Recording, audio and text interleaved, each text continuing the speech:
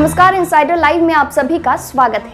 पश्चिम बंगाल की मुख्यमंत्री ममता बनर्जी ने प्रधानमंत्री नरेंद्र मोदी को चिट्ठी लिखकर राज्य के मुख्य सचिव अल्पन बंद्योपाध्याय को दिल्ली बुलाने के आदेश को रद्द करने का अनुरोध किया है। ममता ने अपने पत्र में कहा, पश्चिम बंगाल के मुख्य सचिव अल्पन बंद्योपाध्याय को दिल्ली बुलाने के एक तरफा आदेश से स्तब्ध हूँ, हैरान हूँ। यह एक तरफा आदेश कानून की कसौटी पर खड़ा नहीं उतरने वाला, ऐतिहासिक रूप से अभूतपूर्व तथा पूरी तरह से असंवैधानिक है। ममता ने अपने पत्र में आगे कहा है, केंद्र ने राज्य सरकार के साथ विचार विमर्श के बाद मुख्य सचिव का कार्यकाल 1 जून से अगले 3 महीने के लिए बढ़ाने का आदेश दिया था, उसे ही प्रभावी माना जाए। बता दें कि अल्पन बंद्योपाध्याय का कार्यकाल आज 31 मई को खत्म हो रहा था, लेकिन कोविड-19 के प्रबंधन को ध्यान में रखते हुए इन्हें 3 महीने का एक्सटेंशन दिया गया है। ममता ने कहा, मुख्य सचिव को 24 मई को कैबिनेट सचिव द्वारा 3 महीने के लिए विस्तार दिया गया था और 28 मई को एक तरफा आदेश देकर उन्हें दिल्ली में डीओपीटी को रिपोर्ट करने के लिए कहा गया है। ममता बनर्जी ने सवाल उठाते हुए कहा, 24 मई से 28 मई के बीच क्या हुआ, यह बात समझ में नहीं आई। आदेश में सेंट्रल डेपुटेशन के किसी विवरण या कारणों का उल्लेख नहीं है। पहले आपको पूरा मामला बताते हैं। 28 मई को पीएम मोदी बंगाल पहुंचे थे। यास चक्रवात पर एक समीक्षा बैठक होनी थी। इसमें राज्यपाल जगदीप धनखड़ और मुख्यमंत्री ममता बनर्जी को भी शामिल होना था। राज्यपाल तो समय पर पहुंच गए, लेकिन ममता बनर्जी 30 मिनट देर से आई। प्रधानमंत्री और राज्यपाल मीटिंग रूम में उनका इंतजार करते रहे। ममता आधे घंटे बाद मीटिंग रूम में आई, यास से जुड़ी जानकारियों वाले कुछ डॉक्यूमेंट प्रधानमंत्री को सौंपे और किसी दूसरी मीटिंग में जाने की बात कहकर वहां से चली गई। इस मीटिंग के ठीक 24 घंटे के भीतर पश्चिम बंगाल के मुख्य सचिव अल्पन बंद्योपाध्याय को केंद्र सरकार की तरफ से वापस दिल्ली बुला लिया गया।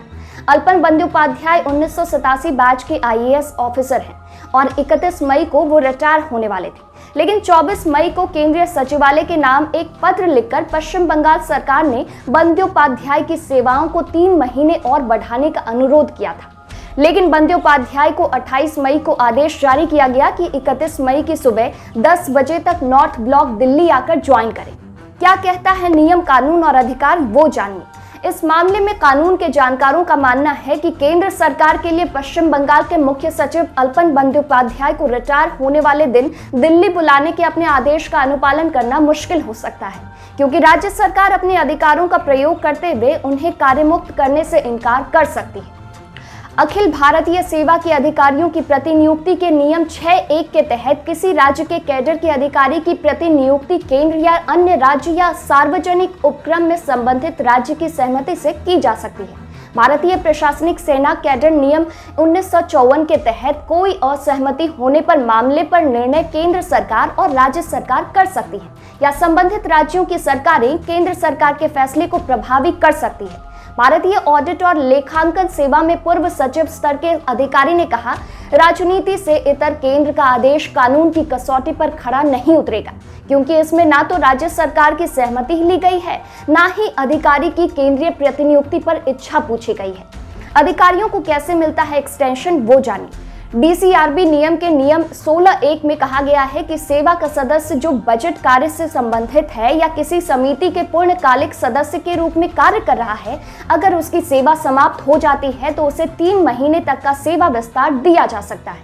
हालांकि इसके लिए केंद्र सरकार की मंजूरी जरूरी होगी। वहीं किसी राज्य के मुख्य सचिव के पद पर तैनात अधिकारी के लिए यह विस्तार 6 महीने के लिए हो सकता है। वहीं आपको बता दें कि पिछले साल भी आईपीएस अधिकारियों को लेकर बवाल हुआ था।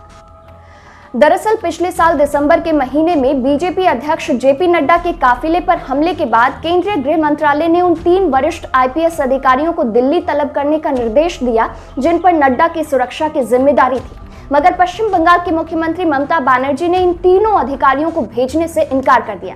राज्य सरकार ने कहा कि राज्य में आईपीएस अधिकारियों की कमी है। इसके बाद मामला शांत हो गया था और तीनों अधिकारी राज्य सरकार में नए पद पर कार्यरत हैं।